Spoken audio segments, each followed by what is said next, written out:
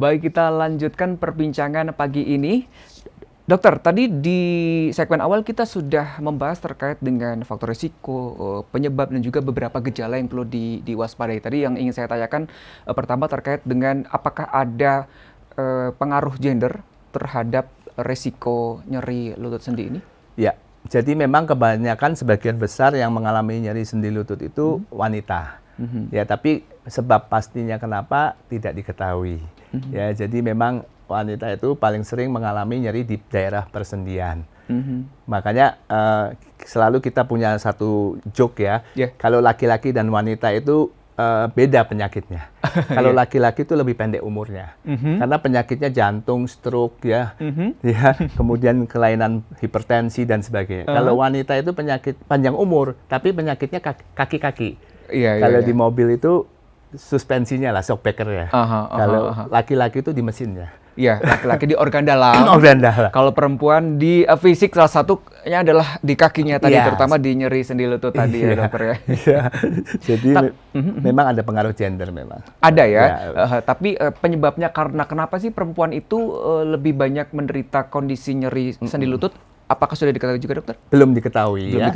Jadi bukan karena banyak anak, banyak melahirkan, kemudian kurang kalsium jadi sakit lutut, itu tidak ada hubungannya. Karena yang beredar di masyarakat kan begitu. Oh, wanita mungkin karena banyak anak, banyak menyusui, jadi tulangnya pada sakit. Nggak ada hubungannya sama sekali. Itu mitos ya, sudah diterbantahkan ya, itu mitos ya berarti ya. Oke, nah dokter terkait dengan komplikasi mungkin ya, terkait dengan komplikasi dari nyeri sendi lutut ini, apa saja biasanya dokter? Ya, jadi komplikasinya karena sendi lutut itu adalah sistem alat gerak tubuh kita kan. Jadi komplikasinya tentu kalau ada sakit sendi lutut kita jadi bergerak tidak leluasa.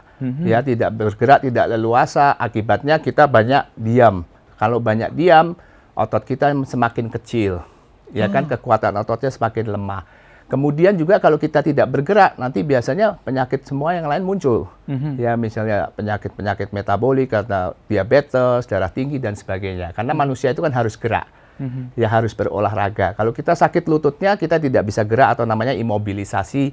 Nah, itu satu menyebabkan penyakit-penyakit lain bisa muncul. Yang kedua, kita tidak bisa bergerak, beraktivitas dengan leluasa. Ya, yang ketiga, yang paling terakhir, yang paling parah, lama-lama kita bisa menjadi depresi juga.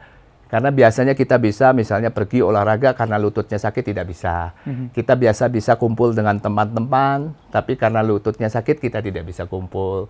Lama-lama juga bisa menjadi depresi. Memang tidak mengancam jiwa, sakit lutut ini tidak mengancam jiwa, tapi mengganggu aktivitas sehari-hari gitu ya.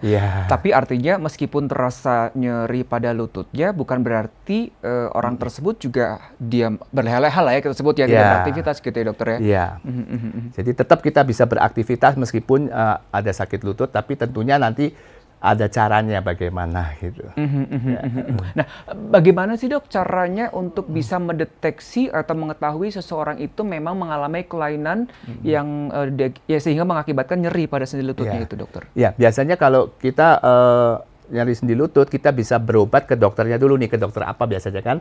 Ya, jadi dokter yang menangani nyeri sendi lutut itu bisa ke dokter spesialis ortopedi atau bedah tulang, bisa ke dokter spesialis kedokteran fisik dan rehabilitasi seperti saya, atau ke spesialis reumatologi, rematik bisa, ke spesialis saraf, subspesialis nyeri juga bisa, ya. Nah, nanti biasanya dokter akan melakukan pemeriksaan fisik dulu, ya. Nah, pemeriksaan fisik, kalau misalnya dokter curiga ada sesuatu di sendinya, dokter akan biasanya menganjurkan untuk pemeriksaan ronsen.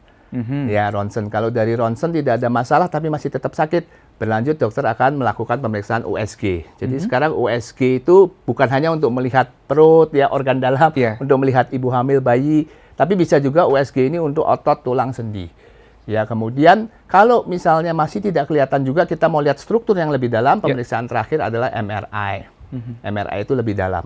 Tapi kalau misalnya nyeri lututnya disertai gejala sistemik, misalnya ada demam dan sebagainya, dokter juga mungkin akan mencari kemungkinan ada infeksi atau penyakit rematik dengan melakukan pemeriksaan darah. Oh, jadi ada keterkaitan antara misalkan pasien tersebut mengalami infeksi tertentu sehingga akhirnya salah satu gejala yang muncul adalah nyeri Betul. pada sendi lututnya. Betul. Bisa ya, dokter? Bisa. Apa biasa penyakit apa, dokter? Nah, jadi tadi saya lupa sebutkan bahwa salah satu tanda bahaya nyeri sendi lutut di Iya. samping merah dan bengkak ada gejala sistemik. Gejala sistemik itu gejala misalnya demam, berat badannya kok turun, tidak nafsu makan. Nah, itu gejala sistemik. Jadi itu salah satu tanda bahaya nyeri lutut juga. Nah, jadi yang nyeri lutut ini kalau misalnya disertai gejala sistemik, kemungkinannya bisa karena penyakit rematik, autoimun, atau bisa juga karena infeksi. Ya, gitu. Ya, itu yang harus dilakukan. Biasanya dokter akan melakukan pemeriksaan darah juga. Jadi memang tahapan-tahapan untuk mendeteksi itu, dokter, tadi ada beberapa poin ya dari Iya. cek Fisik, fisiknya, iya. kondisi melihat begitu ya, apakah ada bengkak dan Iya. selanjutnya sampai tadi ke MRI. MRI Iya. untuk memastikan sampai Dalam. dalam, Iya. begitu ya, itu Iya. untuk mendeteksinya. Nah, dokter, artinya kan dokter setiap hari nih ya menemukan bertemu dengan beberapa pasien, Iya. khususnya dari yang muda sampai yang tua. Iya. Yang ingin saya tanyakan terkait mereka-mereka yang muda biasanya karena apa, dokter? Iya. Penyebabnya itu. Ya, jadi kalau yang muda biasanya penyebabnya tidak ke tulang rawan atau di sendinya, biasanya Iya, ke ototnya atau ke ligamennya karena cedera olahraga. Oh, iya. Iya, jadi belakangan ini memang banyak sekali pasien saya masih muda, ya, bahkan anak-anak pun ada yang nyeri sendi lutut karena cedera. Ya, misalnya karena futsal, karena sepak bola. Nah, itu yang paling sering olahraga yang menimbulkan cedera lutut itu paling sering adalah futsal dan sepak bola. Ya, untuk pasien yang non atlet ya. Yeah. Jadi orang awam itu olahraga yang paling sering cedera lutut adalah kalau melakukan futsal dan sepak bola. Yang ketiga yang sekarang lagi ngetren yaitu misalnya zumba, thai boxing. Nah, itu juga banyak cedera lutut pada usia muda. Tapi kenanya biasanya ke bukan tulang rawannya tapi ototnya, ligamennya. Kalau orang yang udah lanjut usia biasanya ke tulang rawannya sudah mulai aus. Nah, kalau misalkan dari muda tidak ditangani ya, dokter ya, karena mereka mungkin merasa mungkin nyeri sendi lutut biasa gitu ya. Nanti apa yang akan berimbas hingga ke tuanya itu tersebut? Iya, jadi kalau misalnya tendonnya kita tidak perbaiki, ligamennya tidak kita perbaiki, tendon itu adalah ujung otot. Ligamen itu otot kecil yang menghubungkan antara tulang dengan tulang. Kalau itu tidak kita perbaiki, kalau ada masalah, lutut kita nggak stabil. Ya, jadi lutut kita tidak stabil. Akibatnya karena nggak stabil pada saat jalan atau aktivitas akan lama-lama aus tulang rawannya. Jadi nggak stabil. Kadang-kadang lutut kita, nah kalau didiamkan terus sampai beberapa waktu lamanya, lama-lama jadi tulang rawannya aus, yang disebut osteoartritis, ya, atau OA, atau orang awam menyebutnya pengapuran sendi lutut. Gitu. Jadi resikonya itu kalau kita diamkan. Tapi ada dokter mereka yang masih muda tapi sudah mengalami nyeri sendi lutut yang kita sebut mungkin tingkatannya sudah parah gitu, ada dokter? Ada juga. Ya, itu biasanya kalau yang sudah parah begitu karena ada faktor penyakitnya yaitu rematik. Jadi kalau ada penyakit rematik biasanya masih muda pun sendi lututnya bisa sudah parah. Ya, atau misalnya infeksi, ya, itu juga bisa menyebabkan sendi lututnya masih muda pun sudah parah.